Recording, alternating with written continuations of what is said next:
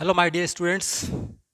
मैं क्लास 12वीं के आगामी बोर्ड एग्ज़ाम के लिए जो कि फरवरी में होने जा रहे हैं, मैं अंग्रेजी के कुछ पाठ आप लोगों को मैंने पहले भी दिए हैं। आप लोगों को कविताओं का सारांश, प्रश्न उत्तर और प्रोस का मेरे इस चैनल में एकेडमिक एजुकेशन में दिए हैं।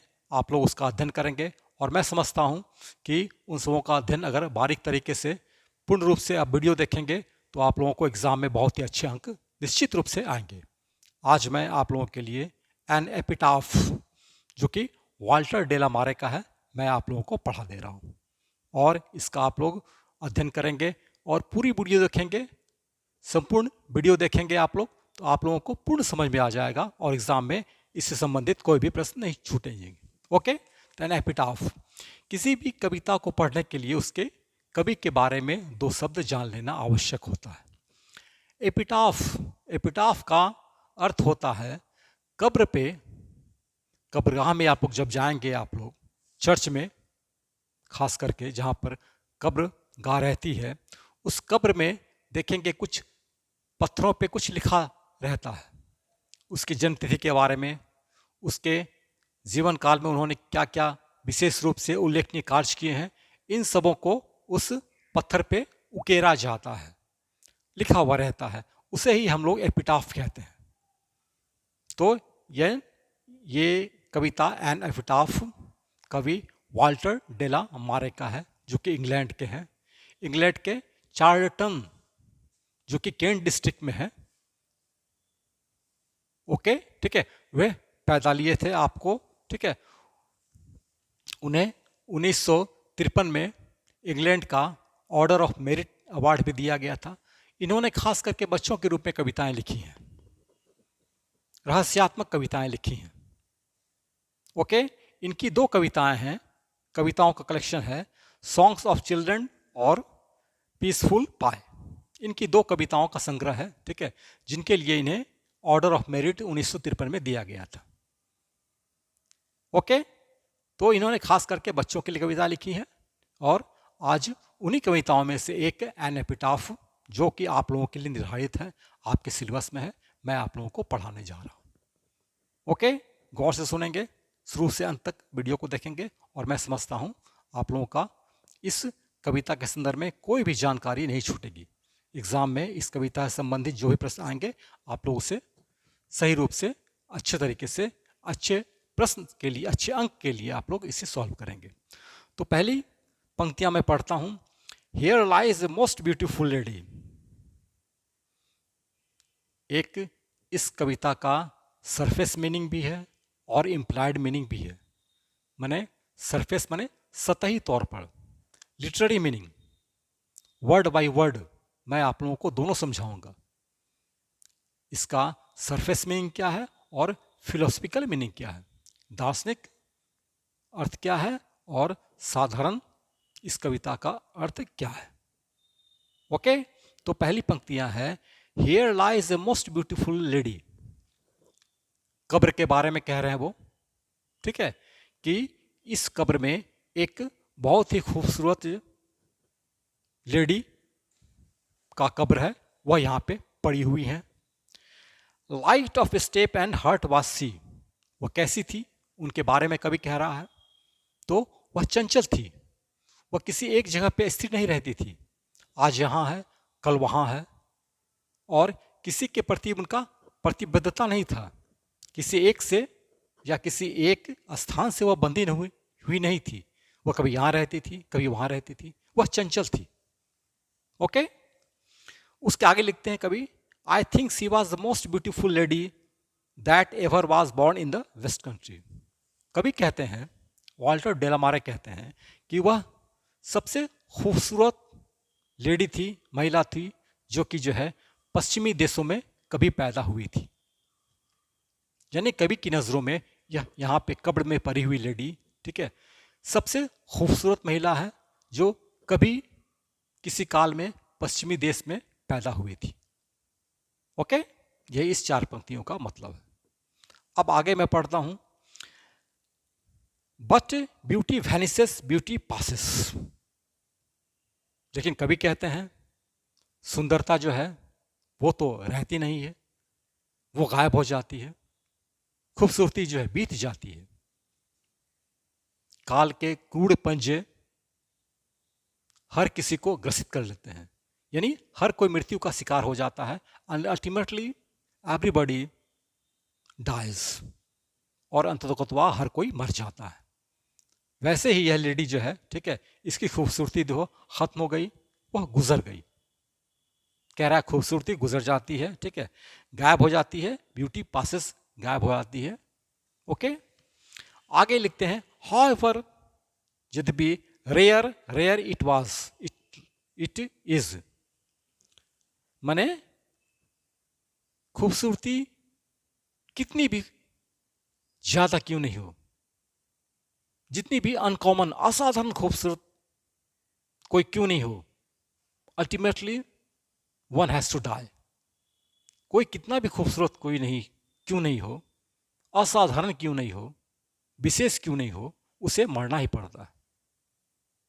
वो गायब भी हो जाती है खूबसूरती उसकी, और वह मर जाता है। उसके मरने के साथ ही उसकी खूबसूरती गायब हो जाती है। लेकिन रह क्या जाती है? रह जाता है उसका जीवन के में जो उन्होंने अचीवमेंट किया है, उनके गुण रह जाते हैं। उनका शरीर मर जाता है, लेकिन उनके किए हुए कार्यों की छाप इस दुनिया में रहती है, उनके गुण रह जाते हैं। Okay, and when I crumble who will remember this lady of the west country. और कभी कहता है कि जब मैं मर जाऊंगा तो इस लेडी को कौन याद करेगा। क्रम्बल डाउन मतलब मर जाना, टुकड़े टुकड़े हो जाना। मैं जब समाप्त हो जाऊंगा, मैं जब मर जाऊंगा, तो इस लेडी को जानने वाला कोई नहीं रहेगा। लेडी के बारे में कौन पूछेगा। कभी इस तरह पश्चाताप करता है। इस पश्चिमी देश में पैदा हुई खूबसूरत ये महिला जो कि कब्र में पड़ी हुई है, मेरे मर जाने के बाद इसे कौन याद रखेगा। कभी पश्चाताप करता है, और यह इस प्रकार कभी उदास हो जाता है। कभी कुछ लोग कहते हैं कवि ने अपनी यह प्रेमिका के लिए लिखा है, यह कविता कवि ने अपनी पत्नी के लिए लिखा है, जो कि प्रेमिका के लिए लिखा है, जो कि उस कब्र में पड़ी हुई है, और कवि के मर जाने के बाद कोई भी उसे याद नहीं करेगा। ओके, अब मैं इसके प्रश्न उत्तर पर आ जाता हूं। ओके, तो पहला है, read the following sentences and write T for true and F for false statements. Okay, true और फॉल्स लिखना है। तो पहला ए में आता है, the poet expresses his sad feeling for a lady. कवि इस लेडी के लिए अपनी उदास भावना दर्शाता है। क्या यह सही है? हाँ, तो ये सही है। The poet expresses his sad feeling for this lady, ये सही है, ट्रू है। The lady belong to the north country. अभी हम लोगों ने पढ़ा कि लेडी कहाँ की थी, तो लेडी वेस्ट कंट्री की थी, पश्चिमी जगत की थी, पश्चिमी दुनिया की थी, तो ये गलत है। ओके, फॉल्स है। तीसरा है, सी में आता है, the poet considers her the most beautiful lady. तो निश्चित रूप से कवि जो है इस महिला को सबसे खूबसूरत लेडी मानती है, जो कि कभी पश्चिम में पैदा हुई थी। ओके, उसका डी नंबर आता है, beauty remains for ever if we take proper care for it. कह रहा है कि खूबसूरती जो हमेशा रहती है अगर इसकी हम देखभाल करें तो। लेकिन नहीं, हम लोग कितनी भी देखभाल क्यों नहीं करें किसी खूबसूरत चीज़ की, या किसी खूबसूरत व्यक्ति की, किसी खूबसूरत महिला हो या कोई पुरुष हो, उसकी खूबसूरती एक दिन खत्म हो जाती है, समाप्त हो जाती है, और अल्टीमेटली वन डाइज, वह मर जाता है। ओके, और हम लोगों ने देखा है कि समय के साथ खूबसूरती भी जो है परिवर्तित हो जाती है। जवानी में कोई कैसा खूबसूरत रहता है, फिर बुढ़ापे में उसके जो है खूबसूरती गायब हो जाती है, वो समाप्त हो जाती है, अल्टीमेटली वह मर जाता है। तो खूबसूरती हमेशा के लिए नहीं है। तो यह स्टेटमेंट जो है क्या है, फॉल्स है। उसके बाद आता है E number, there are other persons who also knows the beauty lady. कुछ ऐसे लोग भी हैं जो कि इस लेडी को जानते हैं, लेकिन नहीं, कभी तो अंत में कहता है, who will remember when I will die. कौन इसे याद करेगा जब मैं मर जाऊंगा। यानी इस लेडी को कभी के अलावे कोई नहीं जानता है। तो ये स्टेटमेंट क्या है, फॉल्स है। ओके, उसके बाद आता है, the poet feels that after his death nobody will remember her. कवि कहता है कि उसकी मृत्यु के बाद कोई उसे याद नहीं करेगा। तो निश्चित रूप से कवि कह रहा है कि nobody will remember after his death, उसकी मृत्यु के बाद कोई भी इस खूबसूरत महिला को याद नहीं करेगा। तो ये सही है। अब हम लोग बी नंबर के प्रश्न पर आते हैं। Answer the following questions briefly, मैंने संक्षिप्त रूप से इस प्रश्नों का उत्तर देना है। पहला प्रश्न है where does the lady lie, lady कहाँ पड़ी हुई है? ओके, तो the lady is lying in grave, lady महिला जो है कब्र में पड़ी हुई है। The lady lies in grave.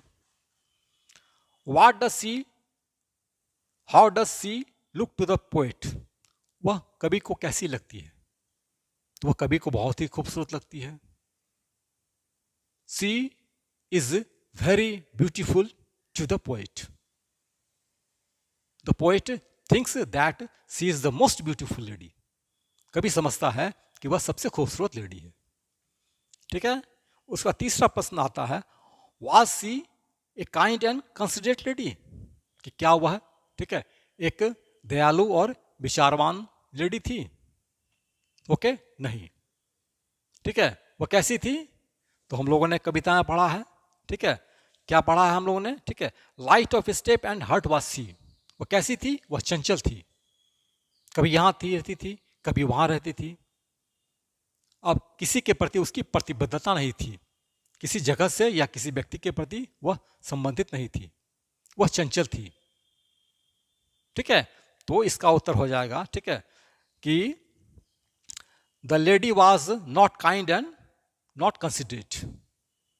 Okay, उसके बाद प्रश्न आता है what does the poet think about beauty, कवि खूबसूरती के बारे में क्या सोचता है? कवि कहता है कि खूबसूरती जो है एक दिन गायब हो जाती है, कितना भी यह रेयर क्यों नहीं हो, अनकॉमन क्यों नहीं हो। ओके, कोई कितना भी खूबसूरत क्यों नहीं हो, एक दिन उसकी खूबसूरती गायब होती है। तो poet thinks that how much beauty one is ultimately her beauty passes away. Okay, according to poet that beauty passes away, it is not for ever, ये हमेशा के लिए नहीं है। Ultimately man dies and along with his death her death beauty vanishes, अंततोगत्वा मर जाता है आदमी। Ultimately man dies and along with his death, और उसकी मृत्यु के साथ his beauty vanishes, her beauty vanishes। Okay, तो ultimately beauty vanishes, poet thinks so. Okay, उसके बाद प्रश्न आता है what does the poet mean when he says and when I crumble. ठीक है, पोएट का क्या मतलब होता है जब वो कहता है एंड व्हेन आई क्रम्बल? तो इसमें इसका अंतर ये होगा, ठीक है, the poet says that after his death nobody will remember her, according to poet, ठीक है, that nobody will remember the lady after his death, कोई भी मृत्यु के बाद, ठीक है, इस लेडी को याद नहीं करेगा। ठीक है, अब आते हैं हम लोग जो है लॉन्ग आंसर क्वेश्चन पर। Ambiguity is a poetic device which is use to suggest more than one meaning. Ambiguity जो है, ठीक है, एक कविता का छंद होता है, पैमाना होता है, ठीक है, जो यह बताता है कि किसी एक शब्द का जो है एक से अधिक मीनिंग होता है। ठीक है, comment on the ambiguity in the use of the word light in the second line of poem. Poem के सेकेंड लाइन में जो है, ठीक है, लाइट शब्द का जो है मतलब बताइए, दो मतलब बताइए। ठीक है, तो पहला तो ये हम लोग जानते हैं कि लाइट का मतलब होता है ब्राइटनेस, चमकना। ओके, ठीक है, एंड लाइट का मतलब होता है कि that lady was not stable at any place, that was she was not considerate, वह महिला जो थी किसी एक जगह पे अस्थिर नहीं थी, वह चंचल थी। Okay, she moved here and there, वह यहाँ रहती थी, कभी कभी वहां रहती थी, कभी यहां जाती थी, कभी वहां जाती थी। माने चपलता, चंचलता, निम्बलनेस। एक लाइट का मतलब ये हुआ निम्बलनेस, चंचल। ओके, ठीक है। और दूसरा मतलब हुआ लाइट का मतलब होता है क्या? दूसरा मतलब लाइट का हुआ कि ब्राइटनेस, चमकना। अब आगे प्रश्न पढ़ते हैं हम लोग 2 नंबर का। What according to poet are the two qualities of beauty, discuss with your own comments. अब कवि कहता है कि ब्यूटी के 2 गुण के बारे में आप लोग बताइए। ठीक है, ओके। 2 गुण क्या है? तो पहला गुण यह है कि beauty is rare and uncommon. खूबसूरती जो होता है सबों के पास नहीं होती है, बहुत बहुत ही असाधारण होती है। हर कोई दुनिया में खूबसूरत नहीं होता है ना, कोई महिला हो या पुरुष हो खूबसूरत नहीं होता है। महिला बहुत, सारी महिलाएं खूबसूरत नहीं है। तो ये खूबसूरती जो है ये कॉमन नहीं है, सबके पास नहीं है, ये रेयर है, ये असाधारण है।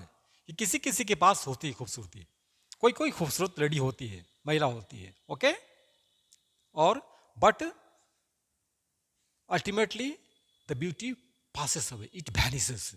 लेकिन होता क्या है, अंततोगत्वा खूबसूरती गायब हो जाती है। तो 2 क्वालिटी हुई खूबसूरती की, ये रेयर है, अनकॉमन है, सबों के पास नहीं है। ठीक है, everybody is not beautiful. Okay, ठीक है। दूसरा है beauty vanishes, beauty passes away. Okay, 2 meaning हो गया। ठीक है, अब हम लोग आते हैं तीसरे पे जो है, what will happen when the poet dies. क्या होगा जब कवि मर जाएगा? ठीक है, the when poet will die nobody will remember the most beautiful lady lying here in the grave। तो कवि की मृत्यु के बाद कोई भी इस खूबसूरत महिला को जो कब्र में पड़ी हुई है याद नहीं करेगा। मिस क्या मतलब हुआ?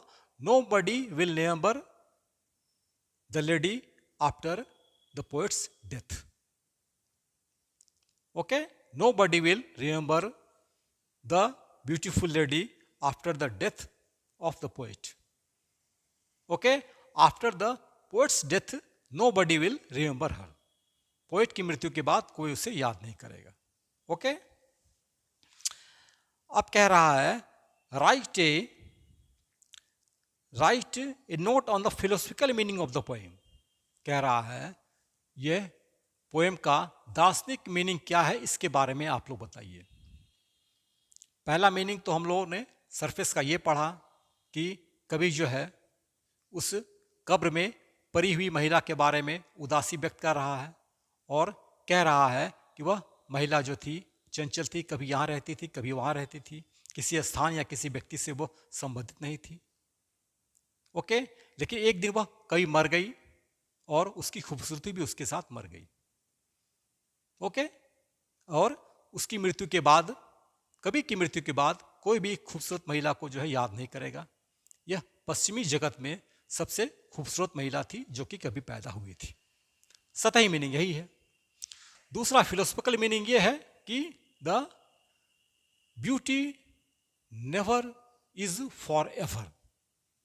ब्यूटी कभी भी हमेशा के लिए नहीं है। Ultimately beauty vanishes, okay, and passes away. अंततः खूबसूरती जो है समाप्त हो जाती है, गायब हो जाती है। ओके, फिर भी लोग खूबसूरत महिला को प्यार करते हैं। Even than people love the beautiful women, यह जानते हुए कि अल्टीमेटली सी विल डाई, अंततः वह मर जाएगी। ओके, कोई भी उसे मौत से नहीं बचा सकता है। Nobody can save anyone from death. Everybody knows this very ultimate fact, this very ultimate reality, ultimate truth that everybody will have to die one day। हर किसी को एक दिन मरना है। Even then male love the beautiful woman and women love the handsome man। okay, this is the fact, this is the reality, this is the practical of life। हर कोई जानता है कि ब्यूटी विल वैनिसेस, कि खूबसूरती समाप्त हो जाएगी। One day lady will die, the beautiful lady will die, एक दिन खूबसूरत महिला मर जाएगी. Even then one loves her, यानी the poet knows that beauty will vanish, कभी जानता है कि ब्यूटी समाप्त हो जाएगी. Even then the poet loves her, फिर भी कभी उससे प्यार करता है. बस यही 2 लाइन लिख देंगे आप लोगों का. ठीक है. The poet knows that beauty will vanish, कभी जानता है खूबसूरती समाप्त हो जाएगी. Even then the poet love her, फिर भी कभी उसे, द पोएट लव्स हर, ठीक है, कभी उसे प्यार करता है. कभी उसे मौत से नहीं बचा सकता है. The poet can not save her from death. बस यही 2-3 लाइन लिख देंगे. कविता का फिलोसफिकल मीनिंग यही है. ओके. उसके बाद आता है, ठीक है, what makes you feel that the poem is ironical meaning. ठीक है, माने कविता का विडंबनापूर्ण आयरोनिकल मीनिंग क्या है. आयरोनी मीन्स होता है विडंबना. तो विडंबना ये है, ठीक है, कि अल्टीमेटली मैन डाइज, कि मनुष्य अंततोगत्वा मर जाता है. ओके. ठीक है. The beauty passes away with the death of one's, किसी की खूबसूरती उसकी मृत्यु के साथ समाप्त हो जाती है. आयरोनी इज दैट ब्यूटी वैनिशेस, विडंबना यह है कि खूबसूरती गायब हो जाती है. ओके. और कोई भी खूबसूरत महिला या पुरुष को नहीं बचा सकता है. And no one can save any beautiful women और handsome male. This is the irony. यही आयरोनी है. This is the ironical meaning. यही आयरोनिकल मीनिंग है कि the beauty vanishes and man dies, खूबसूरती गायब हो जाती है और आदमी मर जाता है. आदमी की मृत्यु के साथ ही उसकी खूबसूरती गायब हो जाती है. The beauty vanishes along with the death. Beauty vanishes along with the death. Beauty vanishes, man dies. यही है आयरोनिकल मीनिंग. उसके बाद हम लोग आ जाते हैं ग्रामर पोर्शन पे आते हैं. ठीक है. कह रहा है, a thing of beauty is a joy for ever और all that glitters is not god. ठीक है. ये ऊपर वाला तो जो है, ठीक है, ये thing of beauty is joy for ever John Keats का है. ठीक है. इसका एक्सपांशन, दोनों का प्रोवर्ब का एक्सपांशन मैं अगले वीडियो में डाल दूंगा. ठीक है. उसके बाद हम लोग आते हैं, अगले वीडियो में देख लेंगे दोनों का एक्सपांशन मैं डिटेल्ड वे में डाल दूंगा. ठीक है. ये और भी एग्जाम के लिए आते हैं. ठीक है. उसके बाद correct the spelling of the following words. Beautiful का, ब्यूटीफुल का जानना है, BEAUTIFUL, ब्यूटीफुल. Vanishes, BANISHES. ठीक है. Crumble, CRUMBLE. ठीक है. और रिमेंबर, REMEMBER. ठीक है. और उसके बाद है लेडीज, लेडीज LADY या लेडीज लिखना है LADIES. ठीक है. उसके बाद कह रहा है, read the following line carefully. I think she is the most beautiful lady. ठीक है. Mark the beautiful is derive from beauty by adding suffix ful to it. 2 तरह के होते हैं, सफिक्स और प्रीफिक्स. प्रीफिक्स पहले लगता है, ठीक है, और सफिक्स बाद में लगता है. प्रीफिक्स पहले और सफिक्स बाद में. ठीक है. जैसे इंक पॉट, इंक जो है यहाँ प्रीफिक्स हो गया. ठीक है. तो पॉट के पहले लगा ink pot. A grateful, ful जो है बाद में लगा तो उसे सफिक्स कहते हैं. पहले लगने वाला प्रीफिक्स और बाद में लगने वाला सफिक्स. तो यहाँ कहता है सफिक्स से जो है 10 वर्ड बनाइए, जैसा कि यहाँ बनाया गया ब्यूटीफुल से. ठीक है. तो हम लोग बना सकते हैं powerful, useful, grateful, handful, mouthful, okay, careful. ये सब हम लोग 10 वर्ड बना सकते हैं. ठीक है. फेथफुल, ठीक है, नीडफुल, ये सब 10 वर्ड बन जाएंगे हम लोग को जो. ठीक है. उसके बाद कह रहा है, fill in the blanks with the antonym of the following words given in the box.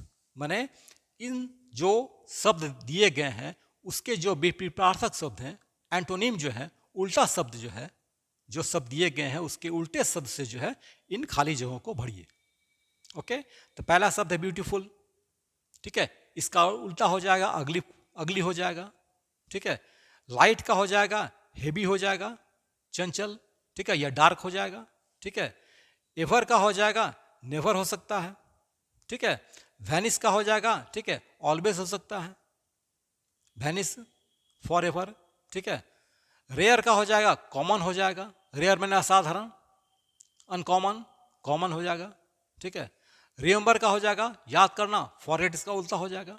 तो देखते हैं कि नीचे किस तरह का जो है एंटोनिम लगता है फिल इन द ब्लैंक्स में। ओके, तो पहला है the star suddenly dash from behind the clouds, माने स्टार सडनली जो है क्या हो गया, ठीक है। यहाँ दिया हुआ है आपको जो है वैनिस है तो गायब नहीं हो गया, ठीक है। वैनिस का उल्टा हो जाएगा क्या, अपीयर, आ जाना, ठीक है। तो हम लिखेंगे the stars suddenly appear from behind the clouds, तारे जो है अचानक जो है बादल के पीछे से आ गए, ठीक है। दूसरा है एज द रूम वेयर, ठीक है। तो हम लोग क्या पढ़ेंगे, लाइट का उल्टा डार्क बन देंगे। As the room was dark I could not see anything, चूंकि रूम में अंधेरा था इसलिए हम लोग कुछ नहीं देख सके। उसके बाद आता है, ठीक है, 3 नंबर में दे क्रिएटेड एन, ठीक है, क्या है, scene when the fought together, माने कैसा सीन, दृश्य उपस्थित हुआ जब वे लोग आपस में लड़ गए। तो कैसा, अगली सीन, बहुत ही बुरा सीन था, कुरूप सीन था, खराब सीन जो है, ठीक है, पैदा हुआ जब वे दोनों लड़ने लगे, ठीक है। उसके बाद आता है 4 नंबर में एक काउ क्रो इज ए, क्या है, ब्यूटीफुल है, ब्यूटीफुल कर्ड है नहीं, ये क्रो कहाँ पाया जाता है, रेयर है क्या, अनकॉमन है नहीं, ये तो कॉमन है। तो रेयर का उल्टा हो गया कॉमन, हर जगह पाया जाता है, कौवा हर जगह पाया जाता है। तो पढ़ेंगे एक crow is a common bird in India, Bharat में सब जगह कौवा पाया जाता है। उसके बाद 5वां नंबर है वी कैन नेवर डैश है the valuable sacrifice for the leaders of the freedom struggle movement. तो सीधा सी बात है, हम लोगों के फ्रीडम स्ट्रगल में जिन स्वतंत्रता सेनानियों ने भाग लिया उनको हम कभी नहीं भूल सकते हैं। तो हम लोग भर देंगे we can never forget, remember का उल्टा हो जाएगा। तो इस प्रकार हम लोग खाली जगहों में भर सकते हैं। अब उसके बाद आ जाता है, ठीक है, आर्टिकल भरना है, fill in the blanks with a an और द, ठीक है, to complete the sentences. Sentence में जो है खाली जगह है जो है, ठीक है, उसको भरना है, ठीक है। तो हम लोग भरते हैं, ठीक है। तो यहां हो जाएगा मोस्ट ऑफ द स्टूडेंट्स, माने अधिकांश विद्यार्थी, ठीक है, most of the students should today want to work in the USA, in the USA हो जाएगा, ठीक है, इन द यूएसए, ठीक है। 2 नंबर है, ठीक है, there is dash red rose on dash plant dash rose has become quite attractive, ठीक है। तो पहला में हो जाएगा ए रेड रोज, ठीक है। आर्टिकल में जहां 2-3 शब्द रहे, 2-3 खाली जगह रहे, ठीक है, और दोनों जगह जो है अगर माने एक शब्द रहे तो सबसे पहले हम लोग जो है ए भरते हैं, ठीक है। General, a generalises the word and the particularises the word. A जो है किसी चीज का, किसी व्यक्ति का, किसी नाउन का व्यापीकरण करता है, जनरलाइज करता है, और द जो है खास बनाता है। तो यहां हम लोग बनेंगे, ठीक है, a road there is a red rose, एक लाल गुलाब है, ठीक है। ऑन द प्लांट, खास पेड़ पर जो है, खास पौधे पर एक लाल गुलाब है, ठीक है। The rose has become quite attractive. अब दूसरा रोज के बारे में बताता है कि एक साधारण गुलाब जो है उस खास गाछ पे जो है वह उसी गुलाब को जो है खूबसूरत बना देता है, ठीक है। तो पहला रोज में ए भरेंगे और प्लांट में द बनेंगे, प्लांट को भी खास प्लांट पे ही रोज है, और सबसे अंत में जो है रोज जो है, जो कि खास रोज जो है जिसको कि जो है सुंदर बनाता है, तो इसलिए वहां द भरेंगे, ठीक है। 3 नंबर में आता है there are very few students in university, यहां हम लोग ए भरेंगे। रूल ये है कि यू, जहां हम लोग जो है उच्चारण ई यू या यू, EU या यू, EU या यू, अगर इसका उच्चारण यू के तरह हो तो हम लोग वहां ए भरते हैं, ठीक है, ओके, ठीक है। जैसे there are a few students in a university, हम लोग यहाँ यू देख के जो है ना, ठीक है, एन नहीं भरेंगे, यहाँ उच्चारण से हम लोग, चूंकि यूनिवर्सिटी का उच्चारण यू हो रहा है इसलिए हम लोग ए भरेंगे, ठीक है। There are the students in a university who want to, ठीक है, परस्यू रिसर्च वर्क, ठीक है, जो कि रिसर्च करना आता है, ठीक है। उसका 4 नंबर में आता है, ठीक है, ये तो कॉमन प्रोवर्ब है, ओके, ठीक है। Take an apple a day, an apple, ठीक है, a day keeps the doctor away, an apple a day keeps the doctor away, apple के आगे एन लगा, ठीक है, डे के आगे ए लगा, ठीक है, हैं? और डॉक्टर के अवे, डॉक्टर को ही भगा देना है, an apple, take an apple a day keeps the doctor away, ये प्रोवर्ब भी है, ठीक है। अब कह रहा I have met MLA today, dash में क्या भरना है, तो हम लोग भरेंगे एन भरेंगे, इसलिए कि जो है 8 शब्द, 8 लेटर हैं, FHLMNRSX, ये 8 लेटर से जब कोई शब्द शुरू होता है और संक्षिप्त रूप जब हो, FRCS, ठीक है, SDO, HM, MLA, ठीक है, एक्सरे, इस सब के आगे हम लोग जो है जब शॉर्ट वर्ब हो, MLA हो, ठीक है, तो NMLA, NHM, NFRCS, NSDO, ठीक है, तो हम लोग वहां पर एन भरते हैं। इस प्रकार हम लोगों ने खाली जगह को भी भर लिया। अब नेक्स्ट वीडियो में मैंने बताया है कि दोनों प्रोवर्ब के बारे में, ठीक है, a thing of beauty is joy for ever, ठीक है, and all that glitters is not gold, ठीक है। मैं आने वाले वीडियो में, ठीक है, a thing of beauty is joy for ever और all that glitters is not gold, मैं आप लोगों को डिटेल में एक्सप्लेनेशन दे दूंगा, क्योंकि ये प्रोवर्ब जो है ना और कई एग्जाम के लिए आते हैं, इसलिए मैं डिटेल वे में आप लोगों को दे दूंगा। मैं समझता हूं कि यह वीडियो आप लोगों के लिए बहुत ही बेनिफिशियल होगा। Thank you, thanks a lot of, ठीक है। प्लीज सब्सक्राइब मी और कमेंट भी करिएगा कि क्या आप लोगों को चाहिए, ठीक है, please comment that. Thanks a lot of.